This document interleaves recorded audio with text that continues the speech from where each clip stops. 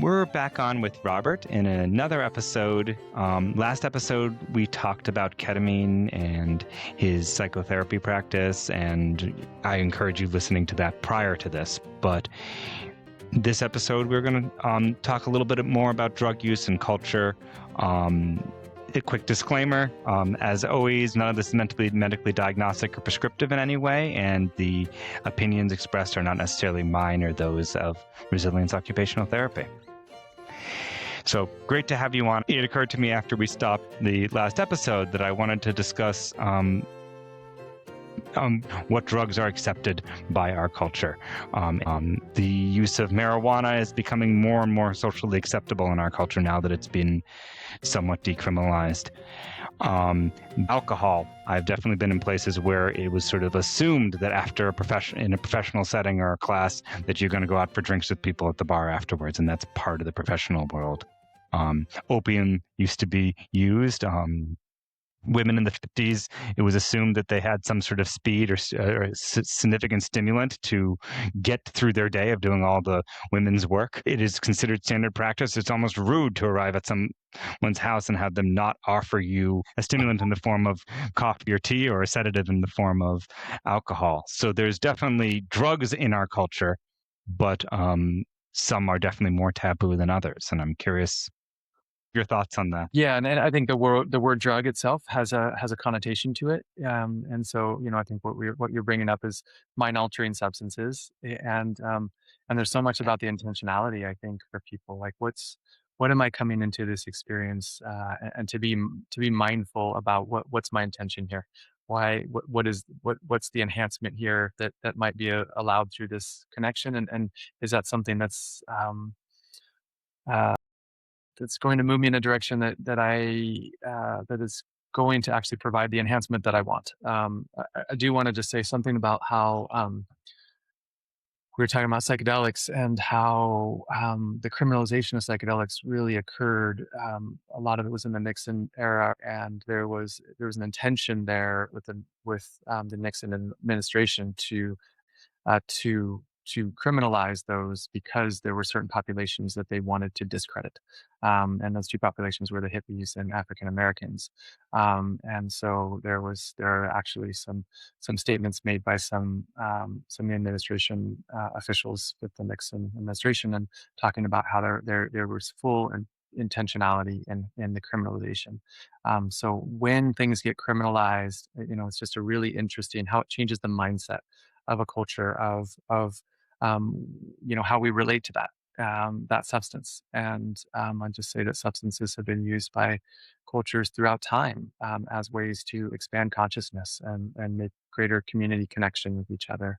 And there's a lot of ritual use that seems to have been valuable in culture throughout time. Not my area of expertise, but I'm just interested in the conversation of where we get into having a certain judgment or opinions about things, and where what's influenced that, for better or for worse. One of the things I think about is sort of there is not necessarily anything in moderation, because some things are just not good for us, but that there are times where something is used in moderation and then if taken out of context and not used and it is medicine in moderation, or it is really a useful thing, but then in excess or used in a different context isn't as useful.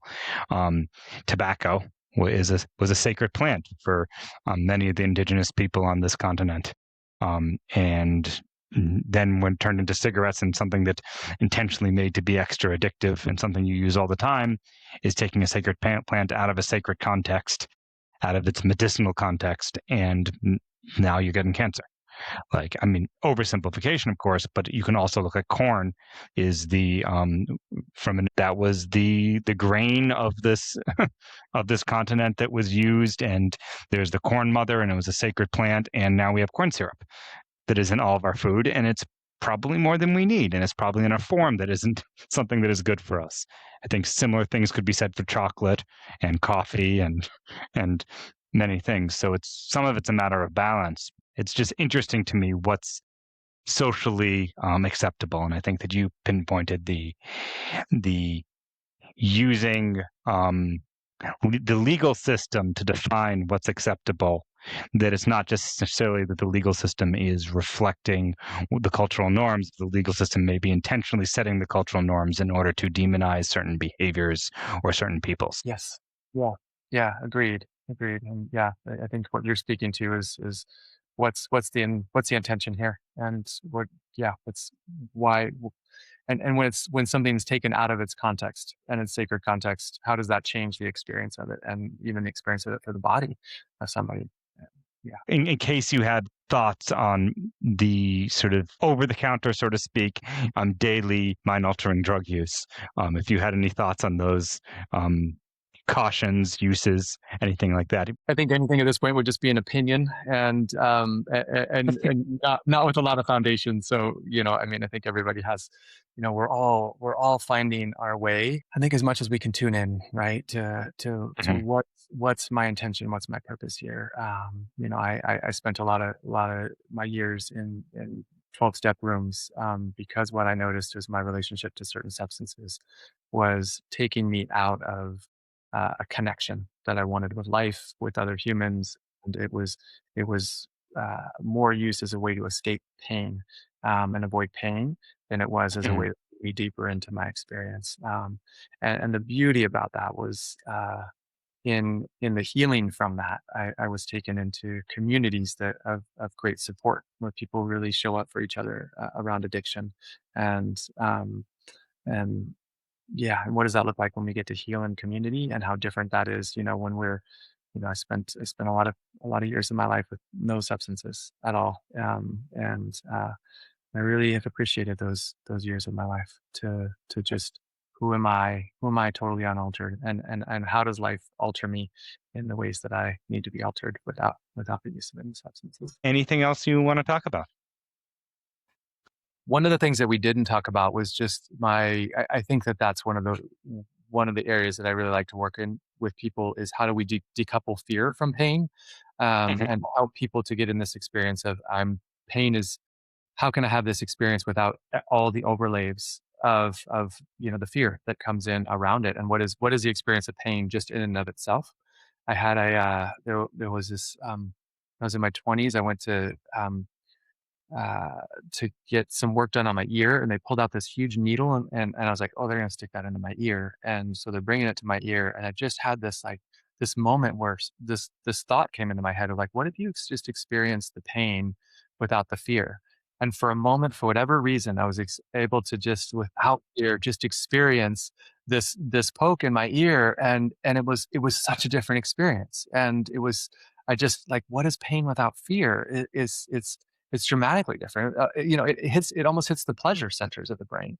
It was still registered to me as pain, but it was dramatically different.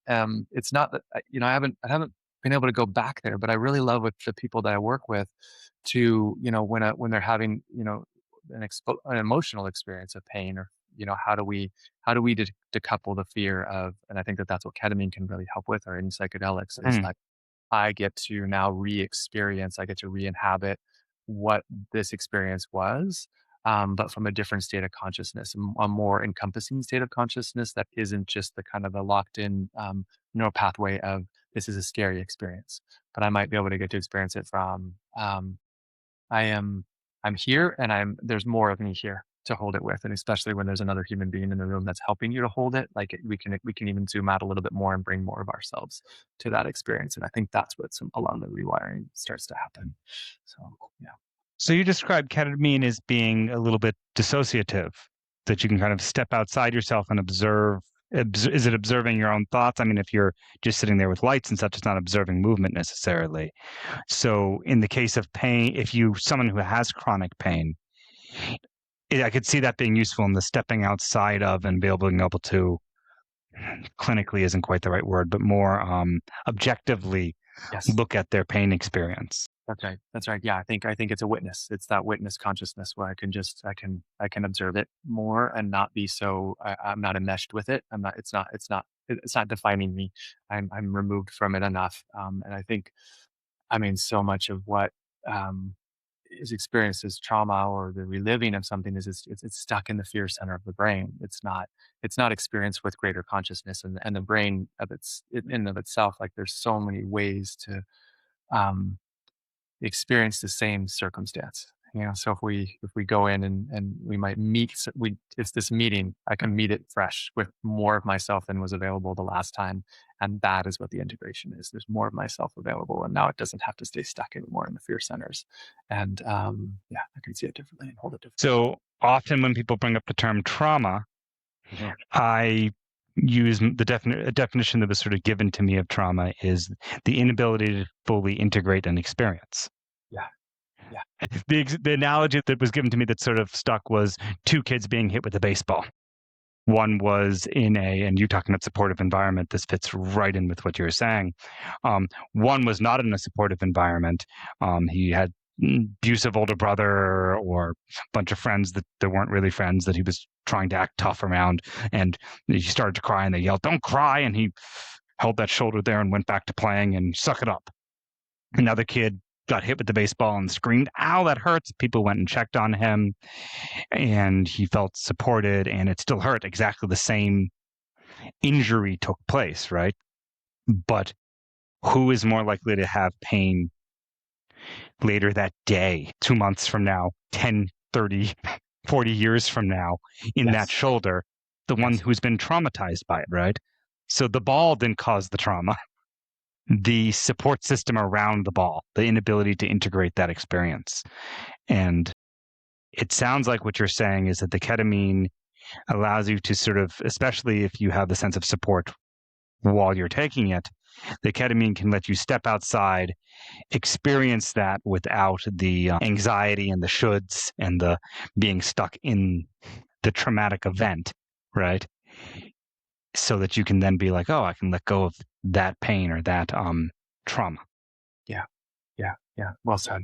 Well said. Yeah, I think we get into like who's the self that can observe it now, and there's another part of me that's available to observe it. That so it may be a child experience, but now there's an adult self, that can experience love and see myself through that experience and say, wow, that was just me going through a really tough time, and I can even hold love for myself, and that Mm. develops a new relationship for that experience in and of itself. And I might even, in some experiences, people will start to even um, start to understand the purpose of it. Oh, wow, that led to that, and helped me to understand things in that way. And once purpose comes into it, that there's a whole unraveling of wow, and I was stuck in it as this certain definition of an experience, and it can really broaden that, and especially when done with in the relational field with another human being. I think that just really can amplify that possibility. That's a great tidbit. I'm glad that we circled back to.